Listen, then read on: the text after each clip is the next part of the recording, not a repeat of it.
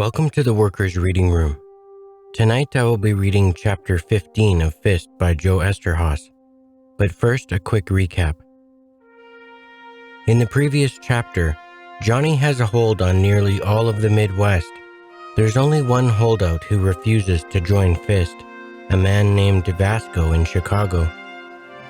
After failing to convince Vasco in person, Johnny arranged a meeting with an associate of Vince, Babe Milano, the head of the local mob. After Milano's men assault and threaten Vasco's wife, Vasco concedes and signs on with F.I.S.T. Afterwards, when Johnny is having a meeting with Milano in his office, Abe overhears the conversation, where Johnny agrees to work with Milano in a shady business deal. The chapter ends with Johnny and Anna's wedding in the flats.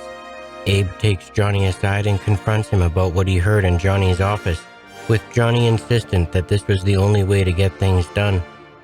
Abe then tells Johnny that he and Molly are moving to California and that the move is permanent. This chapter concludes part 1 of the novel, with the remainder taking place 20 years later. And now, F.I.S.T., Chapter 15. Washington, D.C., 1960, June, 4:30 in the afternoon. A black Cadillac limousine wound its way through the early rush hour traffic and pulled up to a skyscraping concrete and glass building near the Capitol. A long row of steps led to its front door. Beside the door was a large bronze plaque with the letters F.I.S.T. emblazoned on it.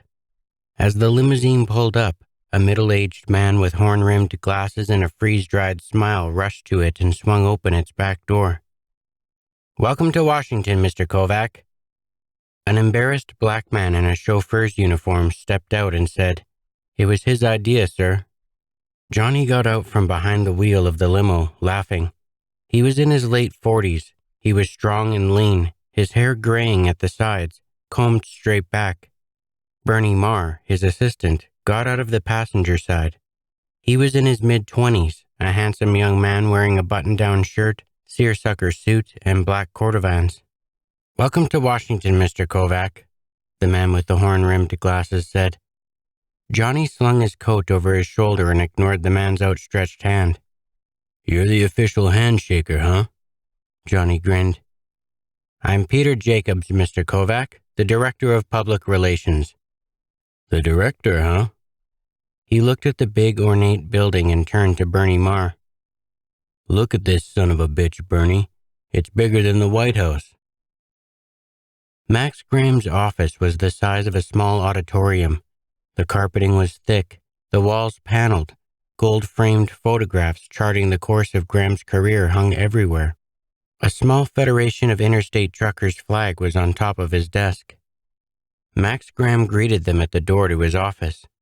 He was in his early 60s, a lean, well-kept man in a tailored suit who wore a toupee. He was very tanned. "Great to see you, Johnny," he said effusively. "You've got to tell me how you managed to keep looking this good." Johnny shook his hand. "You push 100 every morning, Max. That's how. You know Bernie Marr, Petey Marr's boy? Bernie's my assistant." Graham shook Bernie's hand. "How is your dad, Bernie? All the dock workers I know still talk about him." "Fine, Mr. Graham. He has a condominium in Fort Lauderdale." Johnny glanced around Graham's office. "Sitting in the sun, Max. Getting cranky as hell. Tell him about the telescope, Bernie."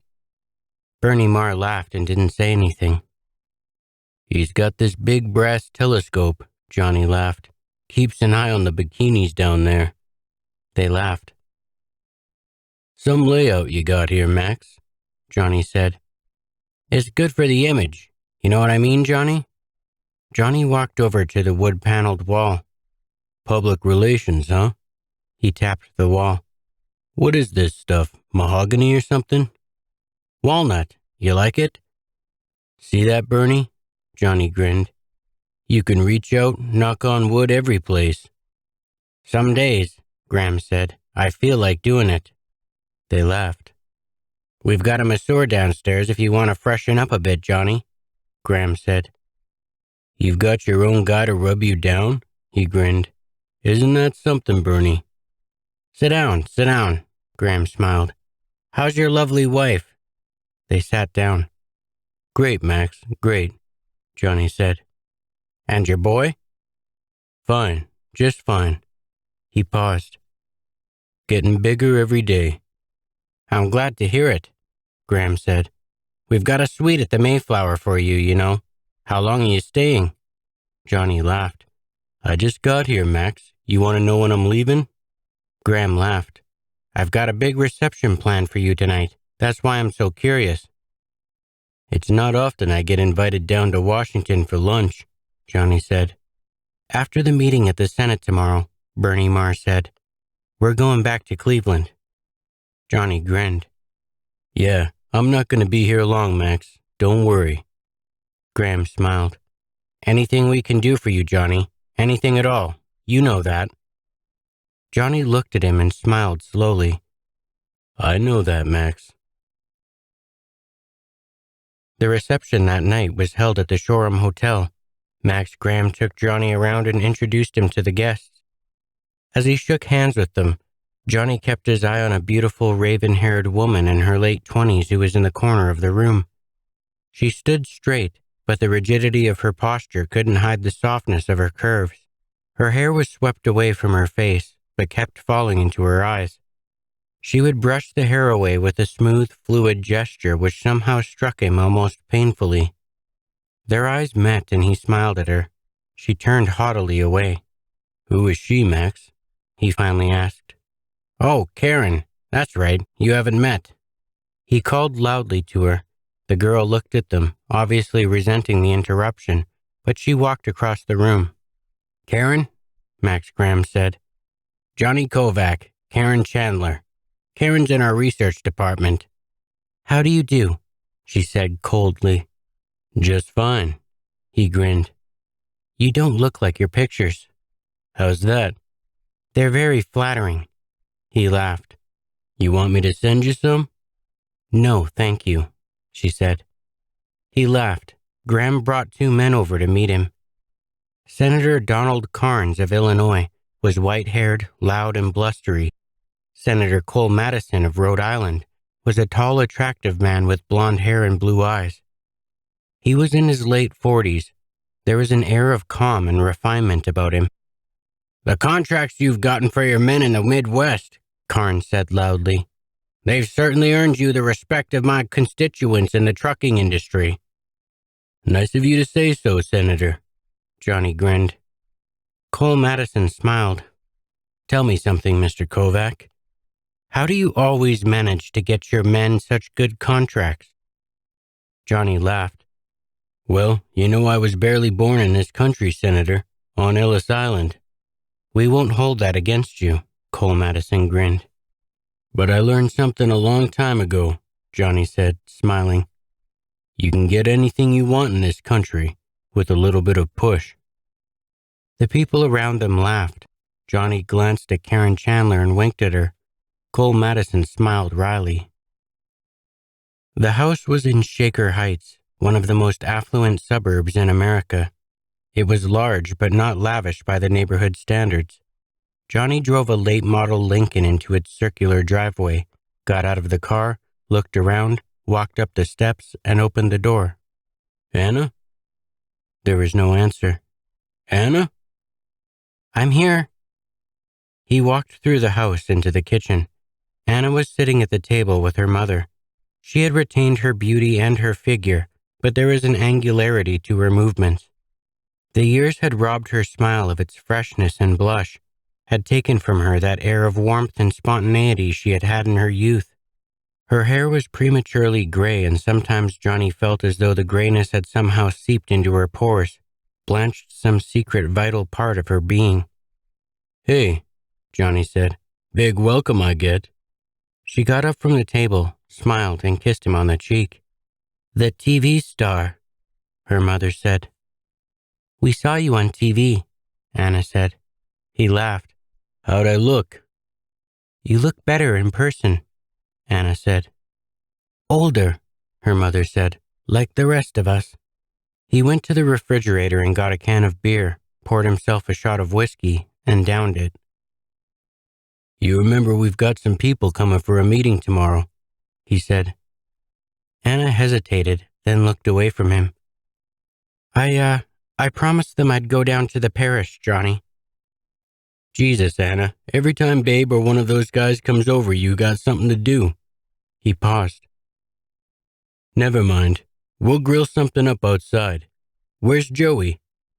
"He's in the yard," she said. "Hey, Joey," he shouted. "Joey!" The door burst open and Joey hurled himself against Johnny. He was a large boy, 12 years old, with the thick dark hair and muscular build of his father. From birth, he had been mentally retarded.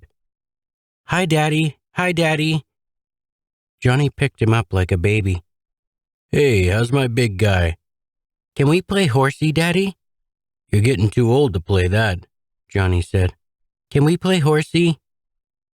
Anna said, "He hasn't seen you in 3 days, Johnny." Johnny looked at the boy, then laughed suddenly. "All right, come on." He put the boy on his shoulders and ran outside with him. The boy laughed happily. Anna and her mother watched them in silence through the window. The following day at dusk, they sat in the backyard of the house in their sports clothes, drinks in front of them. Johnny crouched over the barbecue, grilling their steaks. Babe Milano had come from Las Vegas. Shondor Gurkey, who sat next to him, from Detroit. "Now Marciano was a fighter," Babe Milano said. "These guys, you shitting me? Ingemar Johansson, whatever the hell his name is, the heavyweight champion of the world, a Swede?" Milano's hair was ash white, but it was the only sign of his age. He was vibrant and muscled. He looked more like a man in his early 50s than a man who was 63 years old. "How do you like your steak, babe?" Johnny yelled from the barbecue. "Well done." "It's not good that way." "I don't like it bloody." Johnny laughed. "Pour him another drink, Tom. Settle him down." Higgins got the drink and said, "Joe Louis was some fighter, wasn't he, babe?" He was obese, baggy and layered from his shoulders to his knees. Higgins had trouble sitting on the lawn chair.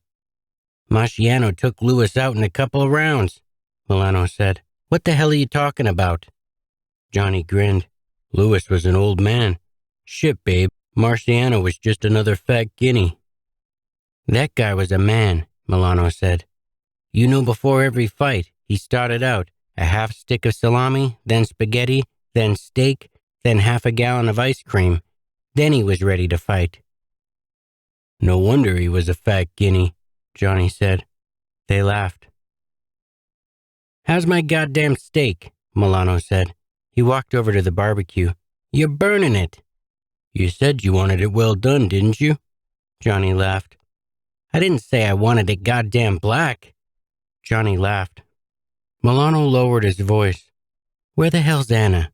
How come she ain't here?" "She's busy." "What busy?" "She's down at the parish," Johnny said.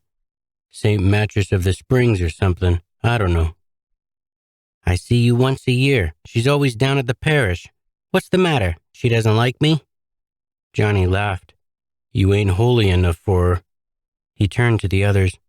"Get your plates over here." "I was you," Milano said, "I'd check the priest out." Johnny laughed.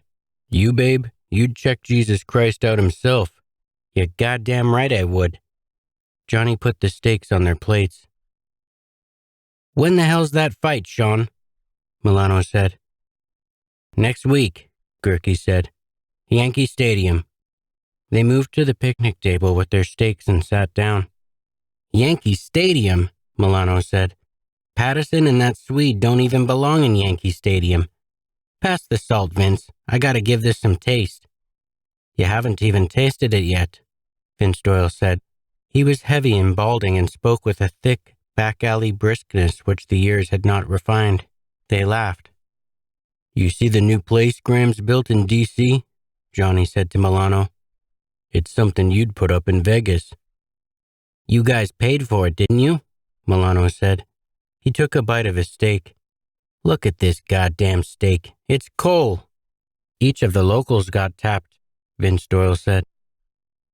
That goddamn Graham, Milano said.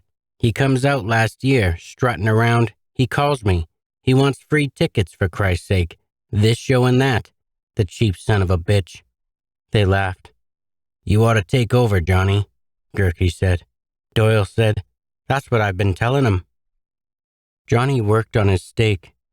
Where's the beer? He said. Get the beer, will you, Tom? I left it in the kitchen.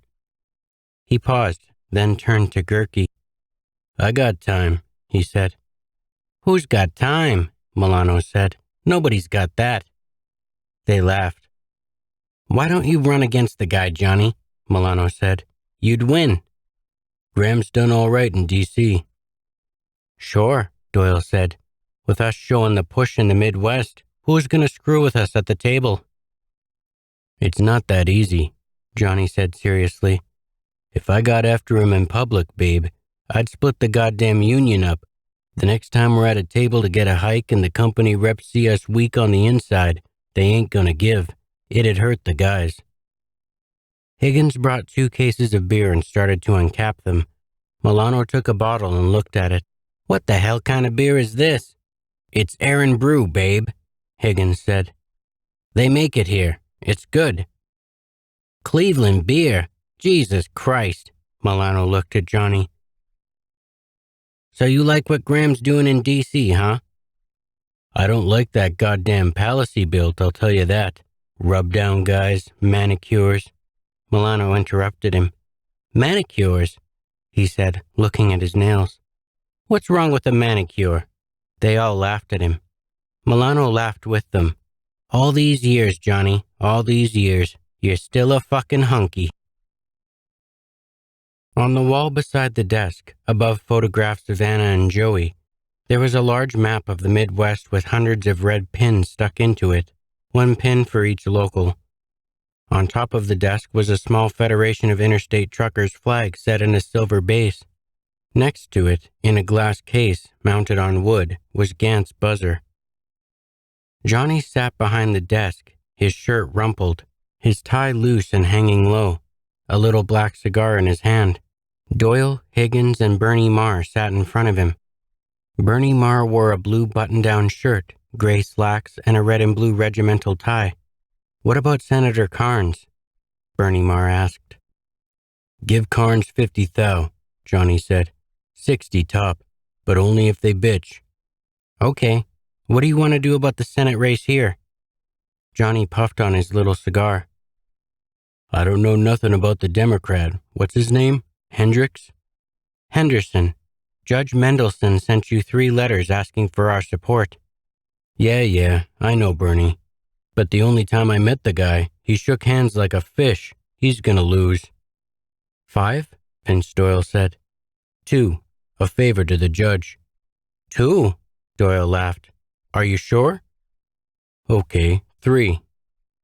We can't forget about the city council here, Johnny, Higgins said seriously. Johnny laughed. His intercom buzzed. Send everybody at City Hall a case for Christmas. That's enough.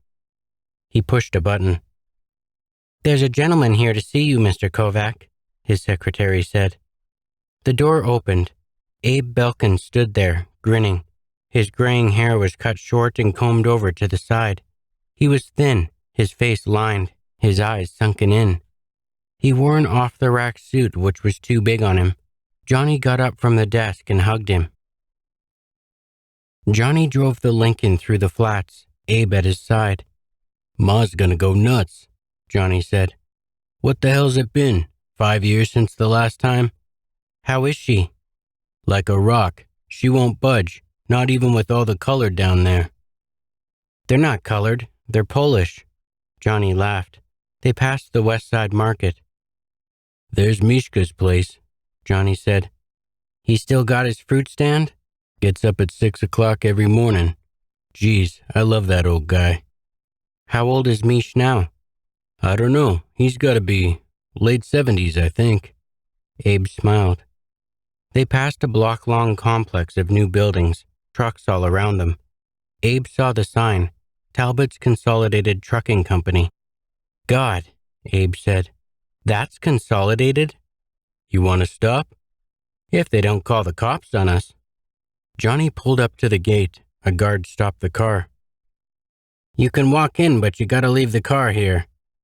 I did that once, Johnny said. I'm never gonna do it again. Abe laughed. The guard looked at Johnny and recognized him. Oh, Mr. Kovac, I'm sorry. Go right in, sir. Progress, Abe said. Johnny laughed. The truck dock was a swirl of colors, red and amber and chrome and the flash of mirrors. $40,000 rigs were parked next to each other. Max, Peterbilts, Kenworths, Cummins. Lube guns shot high-pressure air. Revving engines roared. Air brakes hissed. The truck driver surrounded Johnny and shook his hand. Did you used to drive a lot of truck? One of them asked Johnny. Hell, back in those days, we had rigs couldn't climb the hill out of the flats. The men laughed. Abe climbed in on the passenger side of one of the big trucks. He bounced in the seat. Air suspension seats, Johnny. Johnny climbed in on the driver's side.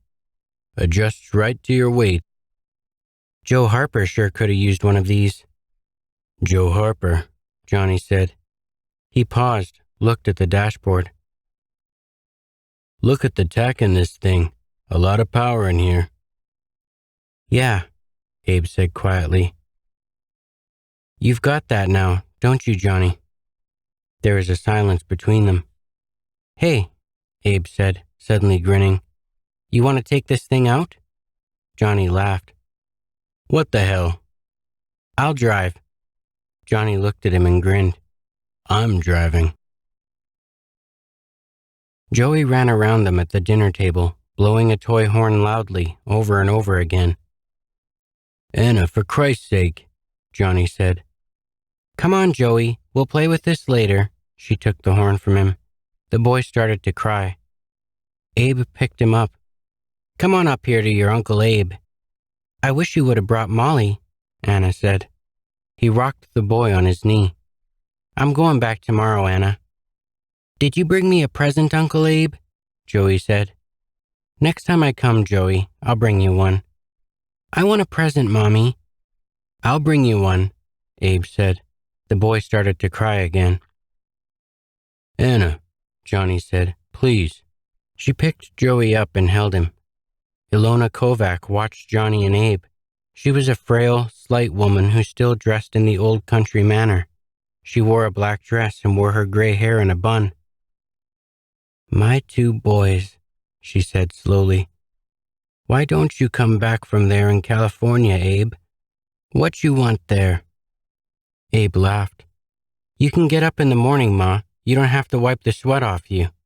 Sweat is good for you, Ilona Kovac said. They laughed at her. Ma, Abe said, you were telling me that ever since the time I first saw you. It is good, Ilona Kovac said. That's for sure, Ma, Abe laughed. Johnny raised his beer glass. Well, here's to old times. Good times, Anna said quickly. Abe smiled at her. Good times, Anna. Is this a good time, Daddy? The boy said. Anna said, You know your father wants you to call him Dad. The boy smiled. Is this a good time, Dad? Johnny looked at him. He didn't smile. Yeah, it's a good time, Joey. The boy blew his horn. Later that night, on the screened-in back porch with empty beer bottles and a bottle of bourbon between them, Johnny said, They were good times too, Abe. Abe got up from the couch. He went to the screen and stared out at the darkness. I flew out here to talk to you, Johnny. Every 5-6 years you miss me. Is that what it is? I'm serious. He paused. You know that Union flag you got on your desk, in that silver holder? Yeah. I got one too. Johnny laughed. You come all the way out here on account of that little flag? Every local in the country's got one of those. You know how much they cost? How much, for Christ's sake? Each of those things cost $50. That thing cost $50? You're kidding me. More than 1,000 locals in the country, Johnny. That's a lot of money. Jesus. How come you bought one? I don't know. My secretary got it. Abe nodded. You got one the same reason my local got one. He paused. 'Cause we all got a letter from Graham suggesting we get a couple of them. Johnny looked at him. You know who owns the company made those flags, Johnny? He shook his head. Graham's wife. For a long moment, Johnny didn't say anything. Then he said, Are you sure? That's what I hear. That's right out of the guy's pockets, Johnny. Now wait a minute, Abe. You can't go off with your balls out on something like this. Abe smiled. What do you want me to do, Johnny? Forget it? Johnny got up from the couch. Did I say that? Jesus, Abe, let me look into it. Then what? If it checks, we'll do something about it. Like what? What are we going to do, Johnny? I don't know. Something. Have him give the money back to the locals? I don't know. Abe looked at him distrustfully. You think I'd let anybody get away with taking from the guys? The next day, Johnny called Bernie Marr into his office. He told him what he had heard from Abe. If it's there, Johnny said, I want it. Somebody pins you, duck. Go to Trenton. Check the guys out that have known Graham a while. You gotta spend for it. Do it. What do you want me to take it out of? Bernie asked. I'll give you 10 out of the, he grinned, organization fund. How fast you want it? The convention. Jesus, that's only... You've got a whole month, Johnny grinned. He looked at him seriously. Bernie, it's important to me. Have I ever let you down? Bernie Marr asked. He watched Anna as she brushed her hair in front of the mirror in her bedroom. He walked up behind her, held her, and kissed the back of her neck. She moved away from him. You're frisky tonight, she smiled. What'd you do today? Frisky? What the hell kind of word? I played a little handball with Bernie. Did you? He looked at her. What's the matter with that? You never play with Joey. Sure I do. Joey can't play handball. He's... She turned on him. He's what, Johnny? Say it. He's a little kid, he said, his eyes locked into hers. What's the matter with you? You never go any place with him, she said. You never take him anywhere. I'm busy, Anna. She smiled, measuring her words. But not too busy to play handball with Bernie. Jesus Christ, Anna, he yelled. It's not my fault He stopped in mid-sentence. What isn't, Johnny? Nothing, he said sharply, turning away from her. No, she said, her words almost a whisper. It's mine, isn't it? I didn't say that. The hell you haven't. She turned away from him. There was a silence between them. Then she started to cry softly. God, Johnny. He went to her and put his arms around her. This wasn't supposed to happen to us, she said. He turned her around and smiled. Nothing happened, he said gently. Talk to me, Anna. Hey, come on. Talk to me. He kissed her lightly. Talk to me some more, he smiled. She smiled faintly. I can't hear you, Anna. He kissed her again and, smiling, moved her toward the bed. She froze and turned away from him. The limousine was parked at the curb outside Miami International Airport. Johnny stood on the sidewalk, looking around. Vince Doyle and Bernie Marr were behind him. Peter Jacobs, Max Graham's public relations man, tried to steer them toward the limo. But Max told me to pick you up, Mr. Kovac. Fuck the limo, Johnny said. We've got press waiting for you at the hotel. It's going to be embarrassing to me. Fuck you too, Jacobs. Vince and Bernie Marr laughed. Jacobs was flustered. He didn't know what to say. Johnny grinned at him. You know how much a cabbie makes? Jacob shook his head. Johnny smiled. He saw a cab and whistled loudly. Jacobs looked around in embarrassment. Doyle and Bernie Marr roared.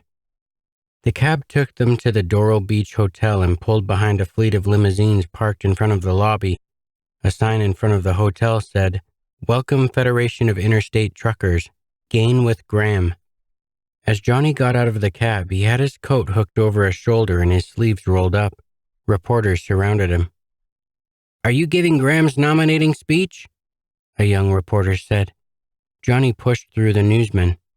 "I'm no politician. You guys know that." "Come on, Johnny," a crusty old reporter said. "Cut the shit." Johnny laughed. He stopped and turned to the reporters. "Solidarity's the word, fellows. Max hasn't asked me yet. If he does, you can bet I will. In my opinion, this union's the best in the country. I don't care how Walter Ruther blows his horn about the UAW." The reporters laughed. "Now I'm glad all you guys are here to enjoy Miami Beach with us." He nodded and smiled at the crusty old reporter. "I see my friend John McCormick is here from the news. How are you, John? You looking happier every day." "Cut the shit, Johnny," the old reporter grumbled. Johnny laughed. "Now if you guys will give me some room, I'm tired. I want to have a big steak and a couple of beers. We're going to set up a hospitality suite later on.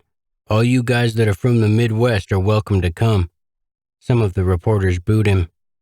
"All right," he laughed. "I don't care where you're from. You're welcome to come." The reporters laughed. Johnny turned back to the crusty old reporter. "John, I'll see you up there. We've got a special bottle of Old Crow for you." "Cut the shit, Johnny," the old reporter grumbled. Johnny laughed and pushed his way through the reporters to the lobby door.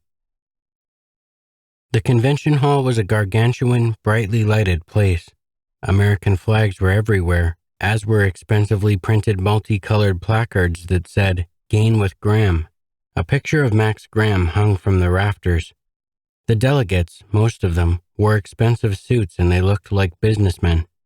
Johnny circulated among them, his tie loose, his coat draped over his shoulders.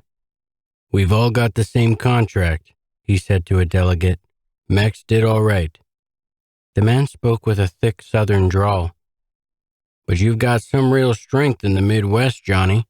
In Birmingham, Shreveport, we're still getting picked at by the companies, the ICC. "We'll go in and talk to Max," Johnny said. "Tell him to go down there himself and stop that shit." The delegate shook his head. "Johnny, it ain't all that easy to talk to him." Bernie Marr stood a few feet away with his father. Petey Marr was very tanned and almost completely bald. "Breakfast tomorrow," Johnny said to the delegate. "Let's talk about it." He went to Petey Marr with his arms out and hugged him. "Look at him," Petey Marr grinned. "I used to know him when he only had one tie. Couldn't even put that one on right." "I still can't put him on right," Johnny said. The men around them laughed. "Did you guys know," Johnny said to them, grinning, "without Petey Marr and his dock workers, we never would have won the consolidated strike." Yeah, sure, Johnny," Petey Marr mumbled. "You were the one." "You'd never know it just looking at him, would you?" Johnny said to the others. "He wasn't such a smart guy then," Petey Marr said. "Scared shit what they were gonna do, weren't you?" "Shitless," Johnny said. The men laughed. "A tan like a movie star," Johnny said. "Sitting on his terrace, watching him wiggling by on his beach. What a life you got, Petey. What a life." "Yeah, sure, Johnny. Yeah, sure." The men laughed again. "We gotta go fishing again, Petey." "Hell, you can't fish." "Why, I had to teach him how to—" The men laughed at him. So did Johnny. "Oh, the hell with it," Petey Marr said to Bernie. "There's no winning with this guy. Can a man get a drink around here? What the hell kind of setup you got here, Bernie?" Bernie winked at the others. "Come on, Dad." Johnny noticed that Karen Chandler was watching him. She wore a light summer dress that accentuated her figure. Her dark hair fell below her shoulders. She smiled at him. "Hiya, Chandler." "I didn't think you'd remember." "I don't look as good as my pictures." She laughed. "You don't look too bad." "What are you doing down here?" "I'm working on Graham's acceptance speech." Johnny laughed. "Did I say something funny?" "I thought Max wrote his own speeches." "I help him. It's part of my job." He grinned. What's the other parts of your job? She smiled at him. I'm curious, he said, leering. Are you? She said coyly. Yeah, she smiled. Well, I'm not. He laughed. Johnny! A voice boomed behind him. He turned from her and saw Max Graham coming toward him. Max! They shook hands, then grabbed each other's shoulders affectionately as some of the delegates took pictures of them. On a terrace overlooking the hotel pool, as waiters hovered about them, Johnny and Abe sat and sipped coffee. When'd you get in? Johnny said. About 2 a.m, Abe answered. Christ, you better have some coffee. I got held up 2 hours at O'Hare. Goddamn O'Hare. Daly can't even keep his own airport going. Abe drank his coffee, then said, You sure you checked good? I'm telling you, Abe, that's all I had Bernie doing the last month. He checked the records inside out, upside down. I even sent him to Trenton. Nothing. Graham's wife got nothing to do with that flag company. The guy's just fruity about Union flags, that's all. I guess that's that, Abe said. He paused. You're sure, huh? Abe, it's good it turned out this way. Nobody needs that kind of shit inside a union. Vince Doyle came toward their table with a group of delegates. Well, I guess I'll see you later, Johnny. No, stick around, Johnny said. Have some breakfast with us. Good to see you, Abe, Vince Doyle said, smiling. Great job you're doing out there in San Francisco. Abe smiled. Thanks, Vince. As they ate breakfast, they talked about Max Graham. He's out of touch, Johnny, said the Southern delegate. We never see the guy. We call him, some secretary calls back. Johnny watched the man as he ate his breakfast. You guys eat anything except those goddamn grits? It's good for the digestion, Johnny. So's castor oil. Half the time we try to reach him, another delegate said. He's in Nassau. He sends one of those fancy PR guys around once a year telling us how great everything is. The Southerner offered Johnny his grits. It's great with this Smithfield ham, Johnny. Try some. Johnny grimaced. No thanks. Our morale's down, Johnny, another delegate said. I'm hearing beefs from all over Texas, the Gulf Coast. They're making a good wage, Johnny said. Some of our young guns, the delegate said. They're talking about reforms.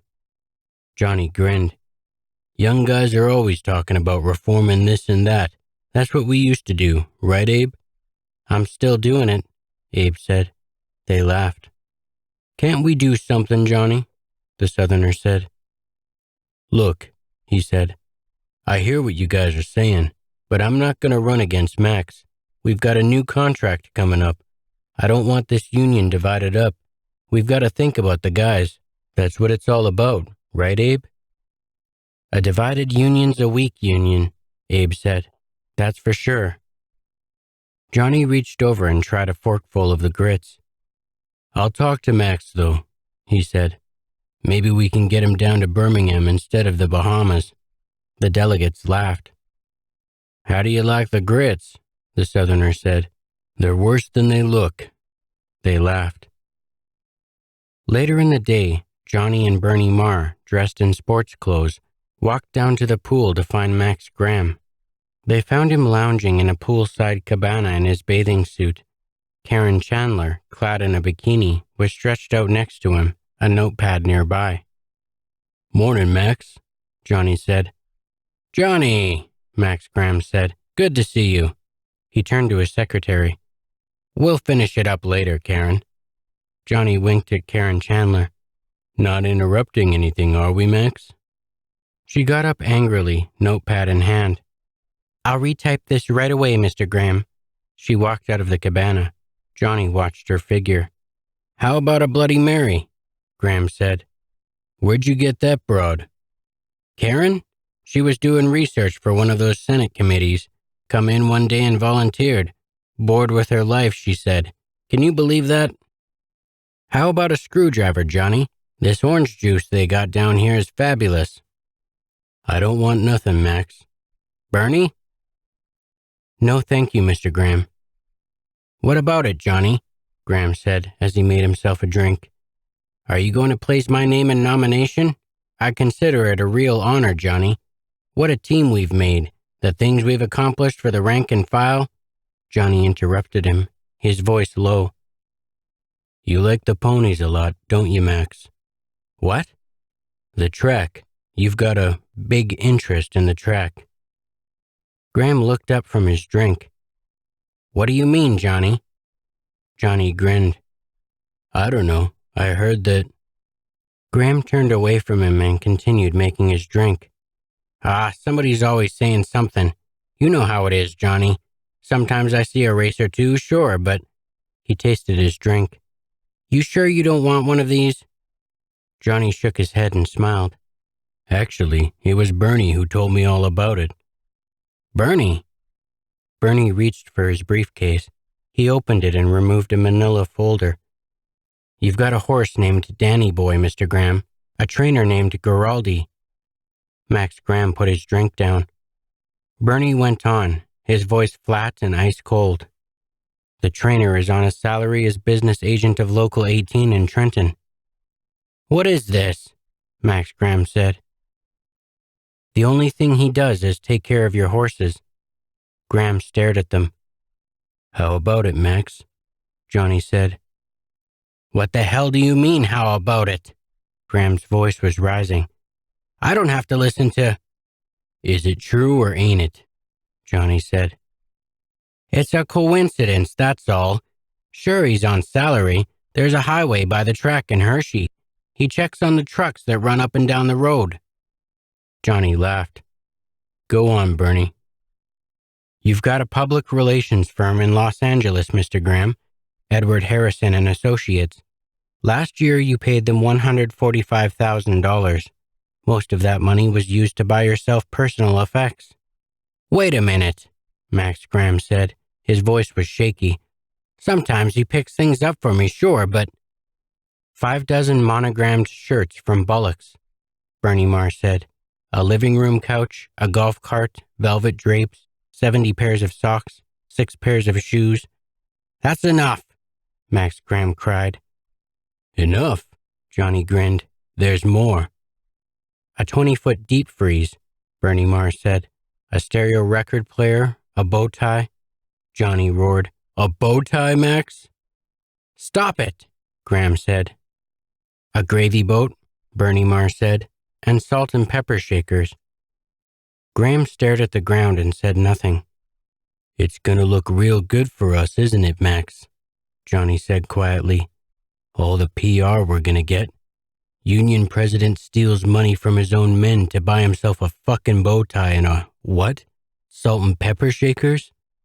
What do you want? Max Graham's voice was hoarse. His eyes studied the floor.